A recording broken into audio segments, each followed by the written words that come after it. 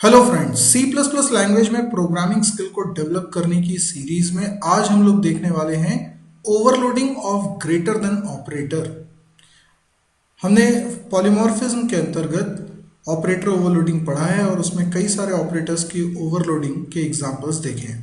उसी सिलसिले में आगे बढ़ते हुए हम ग्रेटर देन ऑपरेटर को ओवरलोड करते हैं।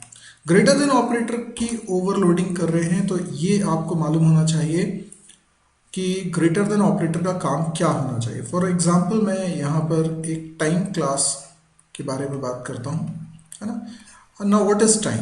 मान लीजिए एक टाइम है t1 बोल रहा हूँ, एक टाइम है t2 बोल रहा हूँ। अब t1 टाइम का मतलब क्या हुआ? एग्जाम्पल के तौर पे 2 आवर्स, ठीक है, आवर्स 30 मिनट्स एंड 10 सेकेंड्स, ठीक है। इसी प्रकार से 3 hours and 15 minutes and 5 seconds. तो ये दो अलग अलग टाइम हैं जो आपको गिवन है। आपको बताना है दोनों में से ग्रेटर कौन सा है। तो अगर आप t1 ग्रेटर देन t2 कहीं लिखेंगे, जैसे आपने लिखा if t1 greater than t2, तो इसका रिजल्ट या तो ट्रू आना चाहिए या फॉल्स आना चाहिए। तो C++ में हम ट्रू फॉल्स को रिप्रेजेंट करने के लिए ट्रू को रिप्रेजेंट करते हैं 1 से और फॉल्स को रिप्रेजेंट करते हैं 0 से। तो t1 ग्रेटर देन t2 का रिजल्ट या तो 1 आएगा या 0 आएगा। जैसे इस एग्जांपल में t2 की वैल्यू t1 से बड़ी है क्योंकि वहाँ 3 आवर्स है। तो अगर दोनों के आवर्स की वैल्यू अलग अलग है तो बहुत ही क्लियर है, हमें मिनट और सेकंड को देखने की भी ज़रूरत नहीं है। हम सीधे आर की वैल्यू को देखकर बता सकते हैं कि कौन ग्रेटर है। अगर आवर्स की वैल्यू सेम रहती है तो फिर हम मिनट की वैल्यू को कंपेयर करते हैं, और मिनट भी सेम रहता है तो हम सेकंड की वैल्यू को कंपेयर करते हैं। तो इस तरीके से दोनों में कौन सा ग्रेटर है ये हमें पता चल जाएगा। अगर मैंने t1 ग्रेटर देन t2 लिखा है तो ये ट्रू तब होगा जब t1 बड़ा होगा, लेकिन अभी t2 बड़ा है इसलिए ये फॉल्स है, यानी 0 आएगा इस जगह पे। लेकिन आप ऐसा लिखेंगे तो ये वर्क नहीं करेगा, ये एरर देगा जब तक आपने ग्रेटर देन ऑपरेटर की ओवरलोडिंग ना करी हो। क्योंकि इंटरनली जब आप ऐसा लिख रहे हैं, देखिए यहाँ पर आप मान लीजिए कि टाइम एक क्लास का नाम है और t1 t2 उसके ऑब्जेक्ट्स हैं, ठीक है ना। t1 भी ऑब्जेक्ट है और t2 भी ऑब्जेक्ट है और टाइम क्या है उसकी? क्लास, ठीक। तो इसका मतलब क्या हुआ t1 ग्रेटर देन t2 का? इसका मतलब हुआ t1 ने कॉल किया ऑपरेटर ग्रेटर देन को और उसमें एज एन आर्ग्यूमेंट पास हुआ t2, ठीक है। और जो कुछ इस ऑपरेटर ने रिटर्न किया वो इस जगह पर आ गया, तो वो इफ की कंडीशन ट्रू या फॉल्स बनेगी। तो डेफिनेटली यहाँ पर जो वैल्यू आएगी वो इंट टाइप की होगी, तो फंक्शन का जो रिटर्न टाइप बनना चाहिए वो होगा इंट, ठीक है। और इसका जो नाम है वो है ऑपरेटर ग्रेटर देन, और इसमें जो आर्ग्यूमेंट होगा वो होगा टाइम टाइप का, टाइम लेट्स से t, ठीक है। तो अब हम इस तरीके से इसकी कोडिंग करने जा रहे हैं और पूरी टाइम क्लास की कोडिंग में करूंगा ताकि इस एग्जांपल को हम रन करके भी देख सकें। तो देखिए यहाँ पर सबसे पहले मैंने लिखा है hash include iostream using name space std, ठीक है। अब मैं बना रहा हूँ क्लास टाइम, ठीक है, और इस क्लास के अंदर मैं बना रहा हूँ प्राइवेट मेंबर्स इंट और मिनट और सेकंड।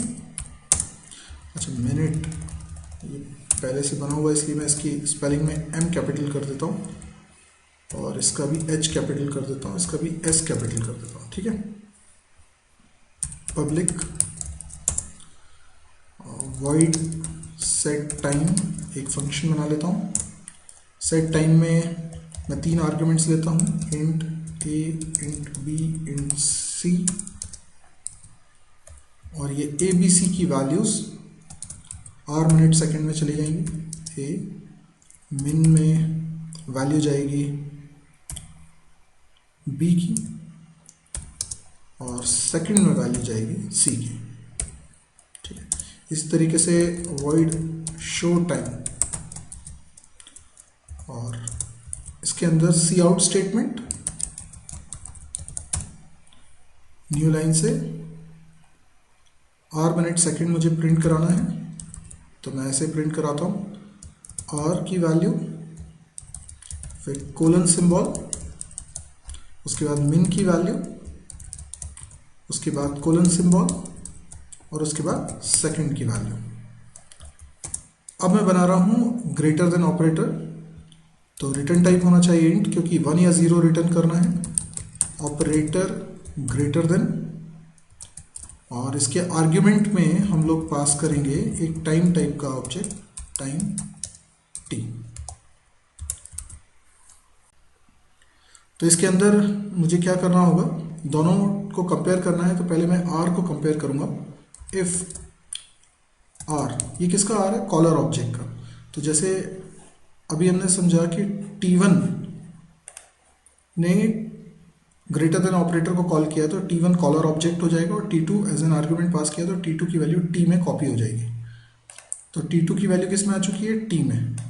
तो T2 के मेंबर्स को एक्सेस करने के लिए मुझे T डॉट लिखना पड़ेगा, लेकिन T1 के मेंबर्स को मैं डायरेक्टली एक्सेस कर सकता हूँ, क्योंकि ये जो HR मैंने लिखा है, ये इसका कॉलर ऑब्जेक्ट, इस फंक्शन का कॉलर ऑब्जेक्ट T1 है, इसीलिए HR उसका मेंबर हम डायरेक्टली एक्सेस कर सकते हैं।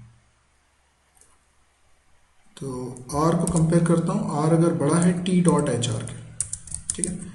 आई होप आपको ये लाइन क्लियर हो रही होगी। यहाँ पे ये जो है ये कॉलर ऑब्जेक्ट का वेरिएबल है, और ये T2 का वेरिएबल है। क्योंकि T2 का डेटा T में आ चुका है, तो T डॉट HR लिखने पे T2 का HR कंसिडर होगा। अब अगर ये ग्रेटर है तब तो बहुत सिंपल है, रिटर्न कर दिया जाए 1, क्योंकि सिंपल है, T1 बड़ा है। अगर ऐसा नहीं है तो एल्स इफ लगा देते हैं। हो सकता है HR छोटा हो T डॉट HR के, अगर ऐसा है तो रिटर्न कर दीजिए 0, और हो सकता है दोनों ही इक्वल हो, तो लिखेंगे एल्स इफ दोनों इक्वल हैं। तो हम फिर क्या करेंगे, मिन को देखेंगे, क्या मिन बड़ा है T डॉट मिन से, यदि यस तो ट्रू रिटर्न करेंगे, यानी 1। एल्स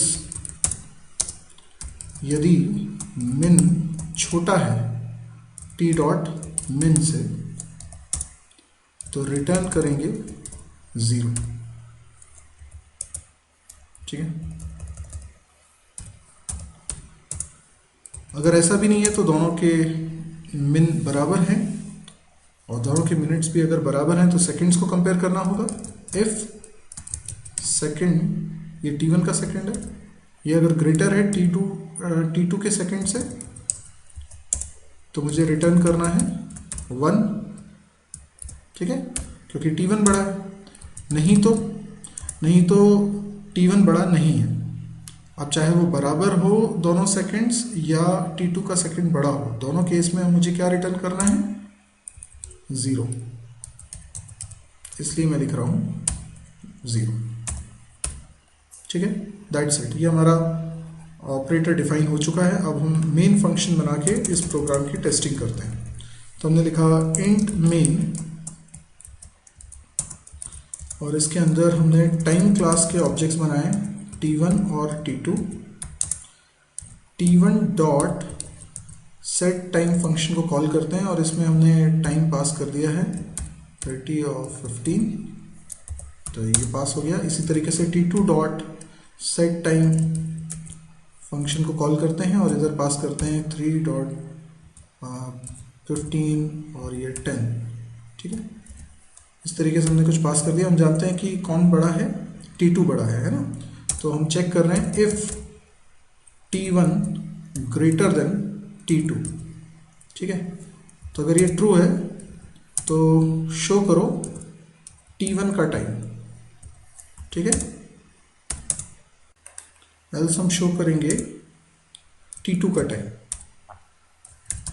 तो यानी जो ग्रेटर होगा उसका टाइम डिस्प्ले हो जाएगा। ठीक है, दैट्स इट। गेट से चूज किया है इसलिए मैं लिख रहा हूँ हैश इंक्लूड conio.h। ओके, अभी प्रोग्राम बनके तैयार हो चुका है। अब हम इसको रन करके टेस्ट करके देख लेते हैं। ये रन हो गया है और देखिए कौन सा वाला टाइम, जो T2 का टाइम था वो डिस्प्ले हो रहा है, जो इस बात का सबूत है कि हमारा प्रोग्राम बिल्कुल सही चल रहा है। अगर मैं यहाँ पर वैल्यू चेंज करके देखूँ, जैसे दोनों की वैल्यू सेम कर देता हूँ, यहाँ पे 3 कर देता हूँ, तो फिर T1 के मिनट की वैल्यू बड़ी होने की वजह से T1 ग्रेटर हो जाएगा। तो अब देखिए T1 की वैल्यू प्रिंट होगी, ये देखिए 3, 30 और 15, ये T1 की वैल्यू थी। Got it. तो ऐसे हमारा प्रोग्राम बन चुका है और ये बिल्कुल परफेक्ट चल रहा है। अब यदि ये वीडियो आपको पसंद आया तो आप इसे लाइक कर सकते हैं। यदि आपको इस तरह के और वीडियोस देखने में इंटरेस्ट है तो आप इस चैनल को ज़रूर सब्सक्राइब करिए और वेबसाइट को विजिट करना तो बिल्कुल ना भूलें, क्योंकि इस वेबसाइट पे वो बहुत कुछ रखा हुआ है जो आपने यूट्यूब पे नहीं देखा होगा। यानी हो सकता है एक तो यूट्यूब में आपके कोई एक पर्टिकुलर चैनल देख रहे हो जबकि मेरे एक से अधिक चैनल्स हैं, तो बहुत सारा कंटेंट आपसे मिस हो रहा है। दूसरी बात ये है कि बहुत सारा जो स्टफ़ है वो वीडियो नहीं है, टेक्स्ट के रूप में है, नोट्स के रूप में है, क्वेश्चंस के रूप में है, वो सब भी आपको वेबसाइट पे मिलता है कैंपस प्रिपरेशन से रिलेटेड। इसके अलावा आपको प्रोजेक्ट्स वगैरह डाउनलोड करने की फैसिलिटी भी वहाँ मिलती है जो यूट्यूब पे नहीं मिलेगी। इसलिए आप एक बार वेबसाइट को ज़रूर विजिट करें। वेबसाइट पे आप आएंगे तो आपको पता चलेगा और भी C++ के अलावा भी बहुत सारे कोर्सेज हैं, उनके वीडियो सीरीज़ भी रखी हुई है और डेली उसमें एक नया वीडियो पब्लिश होता है। बहुत सारा कंटेंट है और इसीलिए कि ये सारे वीडियोस आपके लिए फ्री हैं। अगर आपको पसंद आए ये साइट तो आप इसको शेयर कर सकते हैं अपने दोस्तों के बीच में, व्हाट्सएप ग्रुप के थ्रू या फेसबुक वॉल के थ्रू।